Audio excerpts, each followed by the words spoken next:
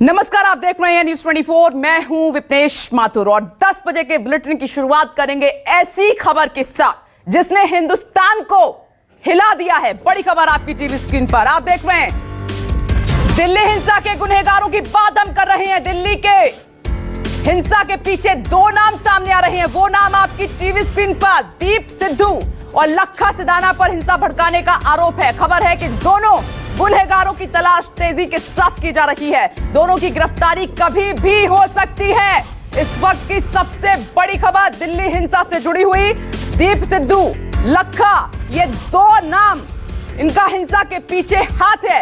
लोगों को भड़काया, अपने रास्ते पर ट्रैक्टर चल रहे थे, किसान जा रहे थे, लेकिन इन्वेस्टिगेशन के दौरान ये दो नाम दीप सिद्धू, लखा सिंह, ये गुंडे, ये दो नाम सामने निकल कर आए हैं। कब होगी इनकी गिरफ्तारी, ये है सबसे बड़ा सवाल। और इसी खबर पर सीधे रुक कर लेते हैं। विमल कौशिक जुड़ गए हैं। विमल, लखा और सिद्धू, मैं इनको अब गुंडे ही कहूंगी क्योंकि इन्होंने जो काम किया है वो ऐसा काम है जिसको माफ नहीं किया जा सकता।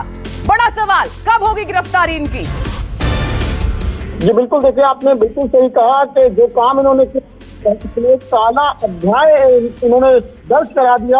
और सबसे बड़ी बात, पुलिस ने अब तक 22 एफआईआर कर ली और पुलिस की तरफ से पहले ही आला अधिकारी ने बात कह दी थी कि जो भी कानून तोड़ेगा उससे सख्ती से निपटा जाएगा। केवल ये दो नाम ही नहीं, अभी पुलिस की एक लिस्ट कई और नाम है, खासकर जो किसान मजदूर संघ है, क्योंकि उन्होंने पहले ही पुलिस के नियमों को मानने से साफ इनकार कर दिया था।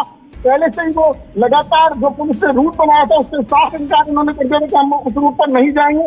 तो पुलिस उनकी भी भूमिका की जांच कर रही है और साफ तौर पर संकेत है पुलिस कि कोई भी जो भी इस पूरे मामले में दोषी होंगे उनको बख्शा नहीं जाएगा। तो पहले से ही आशंका पहले से ही बता दिया था कि जो असामाजिक तत्व है और कुछ आतंकी संगठन आंदोलन की आड़ में देश में गड़बड़ी फैलाने की फिराक में है और 308 ट्विटर अकाउंट बाकायदा पाकिस्तान से बनाए गए, ऐसे बहुत सारी जानकारियां हैं जो पुलिस के हाथ लगी, इंटेलिजेंस के हाथ लगी और उसी आधार पर पुलिस जांच कर रही है। अब तक 22 एफआईआर है, लेकिन ये सिलसिला अभी आगे और बढ़ेगा।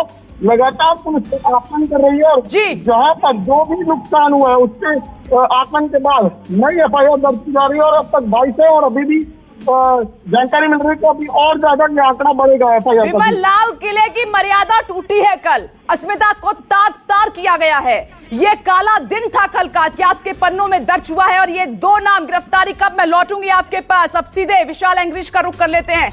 विशाल, इन गुंडों की गिरफ्तारी कब होगी, क्यों देरी हो रही है, क्या इनपुट है?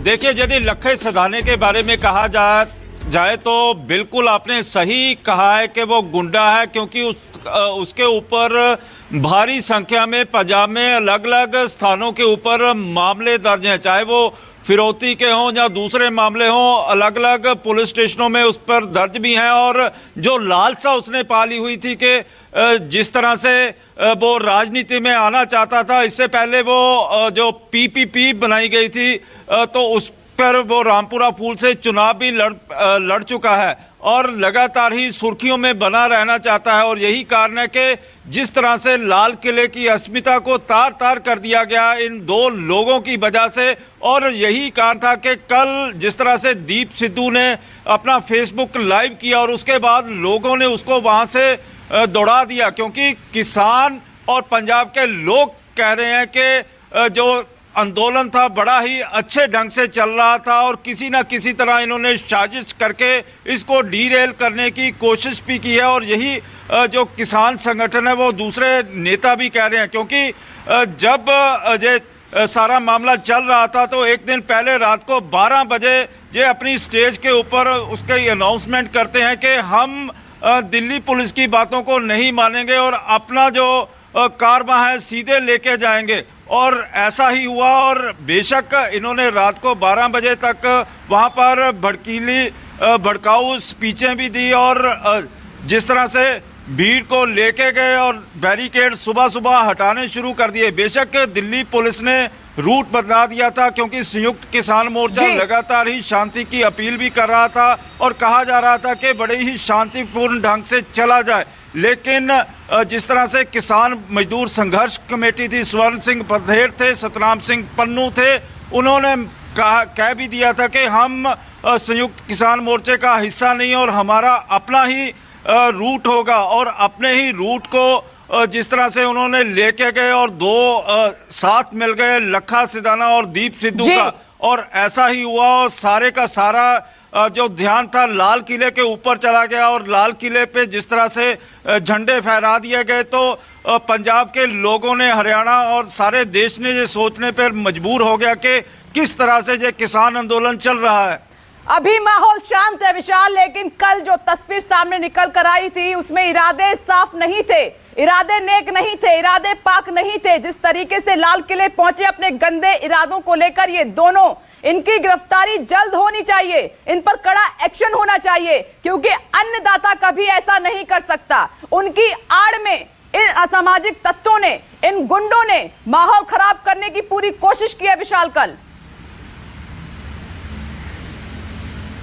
बिल्कुल ही पूरा माहौल सारा का सारा खराब करने की कोशिश भी कर दी, और वहां पर जाकर भी आप दीप सिद्धू का जो वीडियो है वो भी देखें कि देख देख फतेह, और जिस तरह से झंडा वहां पे फहरा दिया गया तो लोगों को वहां पर उकसाने की पूरी कोशिश की गई।